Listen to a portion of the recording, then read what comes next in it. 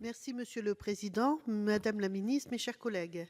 La Cour de cassation a rejeté en décembre le pourvoi des associations de défense des victimes de l'amiante du campus de Jussieu et du chantier naval de Normand de Dunkerque.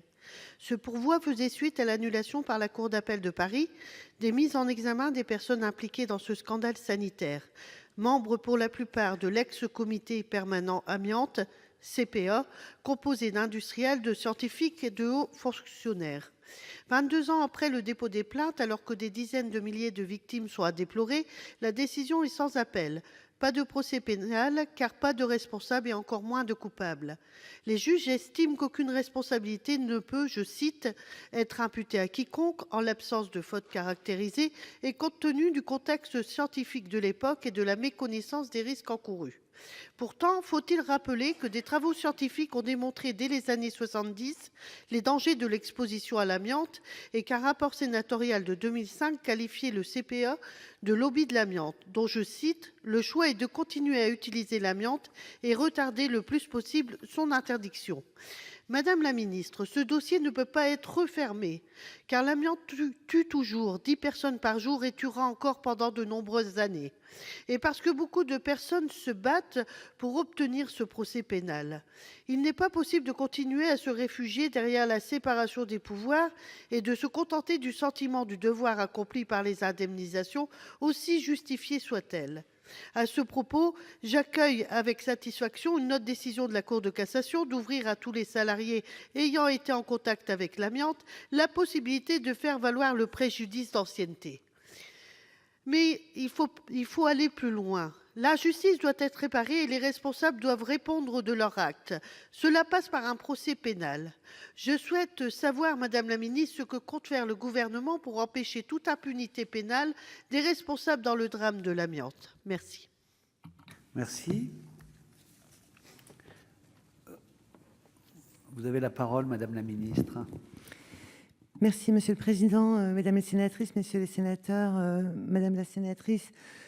Prenant toute la mesure des souffrances des victimes de l'exposition à l'amiante, la ministre de la Justice partage la légitime préoccupation de voir les procédures judiciaires engagées en ce domaine traitées avec toute l'efficacité et la célérité requises.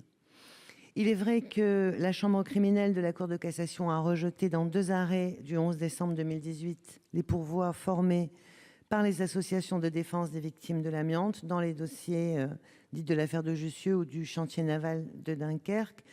Dans le cadre de l'affaire du campus de Jussieu, qui a débuté le 15 novembre 1996, plusieurs personnes physiques avaient été mises en cause en examen des chefs d'homicide involontaire aggravé et de blessures involontaires aggravées, ainsi que 3 personnes morales du chef de mise en danger de la vie d'autrui, l'Université Paris 6, l'Université Paris 7 et l'Institut physique du Globe de Paris.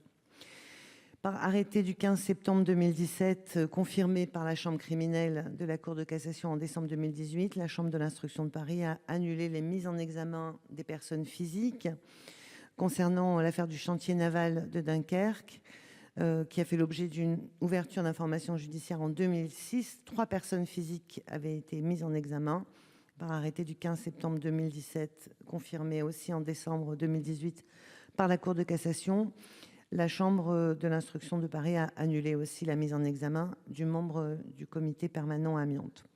Ces arrêtés de la Chambre criminelle de la Cour de cassation, en ce qu'elle confirme l'analyse de la Chambre de l'instruction, selon laquelle il n'existe pas d'éléments suffisants pour justifier la mise en examen des personnes physiques en l'absence de fautes caractérisées qui peut leur être reprochée du fait de leur fonction, soit au ministère du Travail, soit de leur participation aux activités du comité permanent d'amiante, parce que pour eux, dans le contexte des données scientifiques de l'époque, il n'était pas possible de mesurer le risque d'une particulière gravité auquel ils auraient exposé les victimes.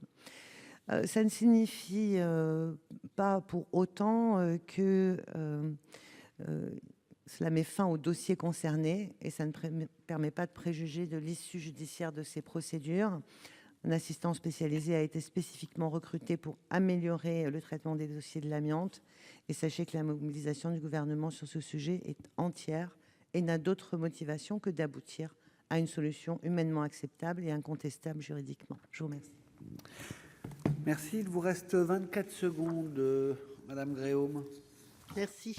Alors, les proches des victimes décédées, toutes ces personnes empoisonnées qui vivent ou survivent aujourd'hui avec une épée Damoclès au-dessus de la tête, demandent que justice soit rendue.